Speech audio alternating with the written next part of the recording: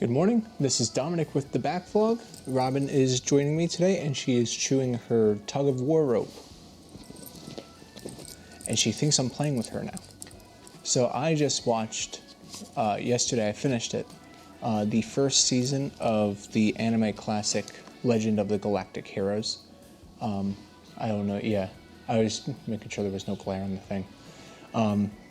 This thing is a classic for a reason. There's a certain political intrigue in it, and you know, every single character, even like the minor characters, are so like in depth and have their motivations, and they feel like they make sense for who they are and what their position is as either a militant or a politician. And you know, it's wild because the decisions that these people make in this show, it's like small decisions that gradually increase to become, you know, bigger and more dire, and the way that it snowballs into the worst conflict and the worst outcome for everybody, maybe not everybody, but is insane.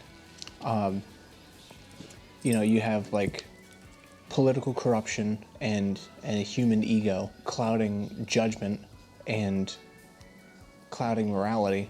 You know, you have characters who are saying like, I would rather die in battle gloriously and kill as many people as possible than to live to fight another day. And you have politicians saying, yeah, but if we let this conflict happen where millions of people are gonna die, that could make us look good politically, you know, or it could make at least the enemy look bad politically. You know, the more people that we let die, the more people that we'll have on our side. And it's like they're using human lives as a social currency, and it's fucked up. There are several conflicts that happen in this show, including two simultaneous civil wars between the two factions, between the two main factions that we follow. And it's really interesting how it shows that war affects even the smallest aspect of societal life. You know, like you have the scene with the traffic jam.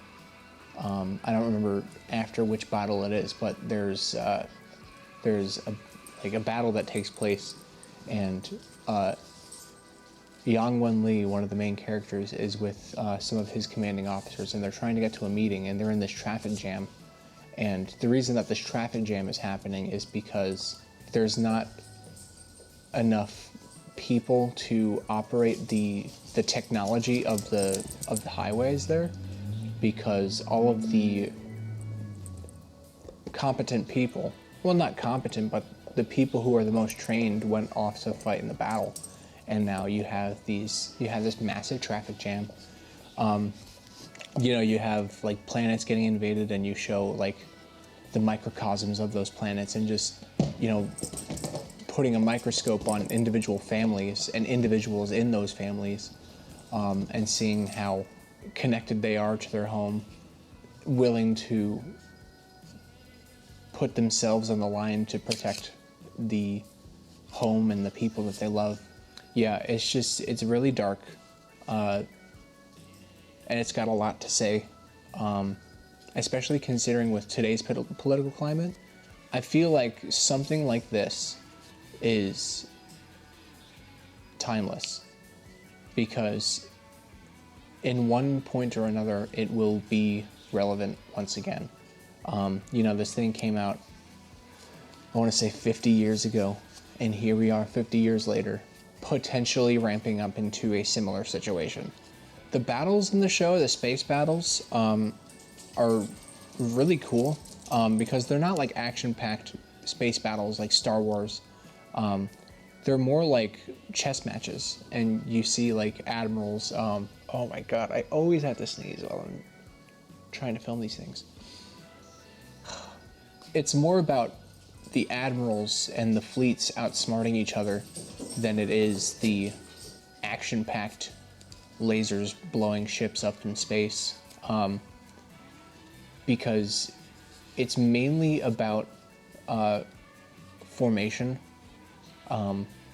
and tactics. It took me 2 attempts to watch this thing, because the first time I was watching it, I was just taking too long in between each episode, and there was a point where I wasn't watching an episode for like 3 weeks straight, and then when I went back to it, I was like, I have no idea what's happening right now. So I restarted it. I was like towards the end of the season too. I had like 6 episodes left. So I restarted it, and I made a point to watch at least an episode a day, and if I didn't watch an episode that day, I would make sure to watch an episode the next day or the day after that, just to keep it consistent and fresh in my head. But the first time I was watching it, I was actually reading Sun Tzu's Art of War at the time, and it was really interesting to be reading that and watching the show at the same time, because the battles, the stratagems that are being employed in these battles are heavily reminiscent of Art of War. It was really interesting to see how those 2 things related to each other at that time. There are these rare moments of violence, there's only like 4 episodes maybe out of these 26 episode season where there's like, it's not like there's not violence, but they actually show like blood and everything, and like the action of these scenes, and those rare moments of violence they get really intense. Like a lot of gore is implied through, like they don't really show any gore. There's tons of blood though, but a lot of gore is implied through shadows of battles going on. And for how like dialogue heavy and arguably slow the show is, whenever an outbreak of violence happens, it's very unexpected and jarring.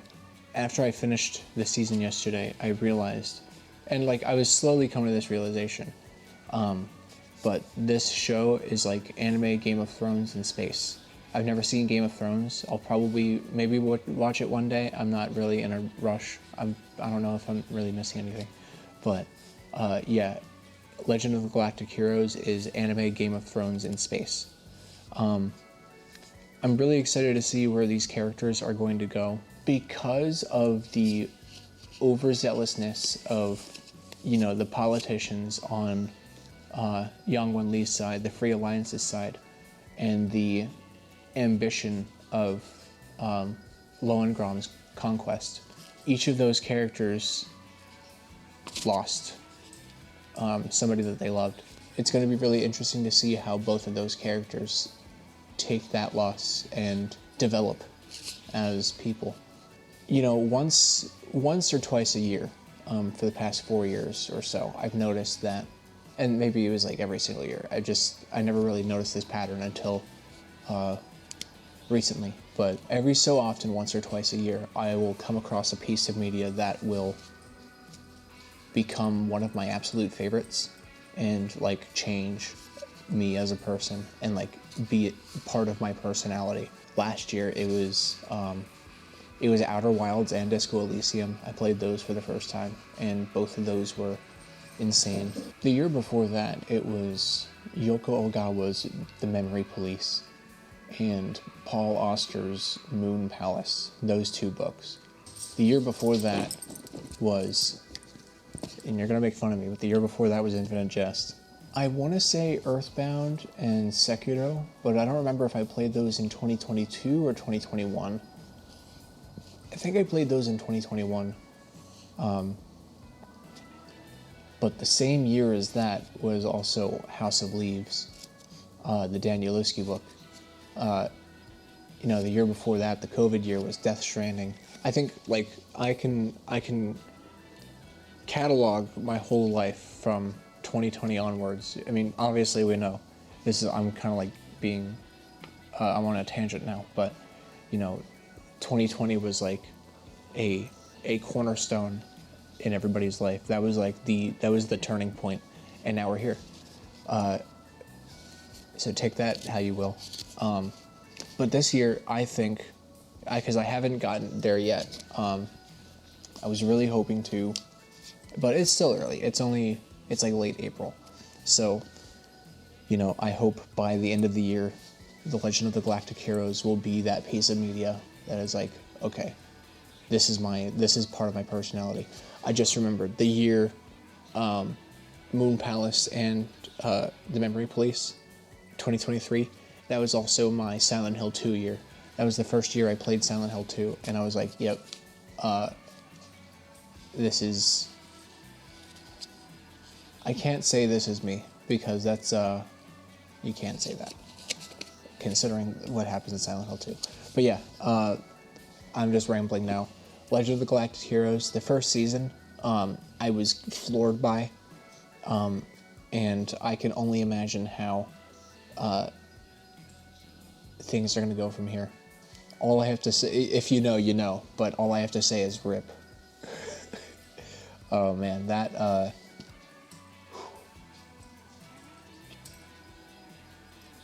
yeah. All I have to say is RIP.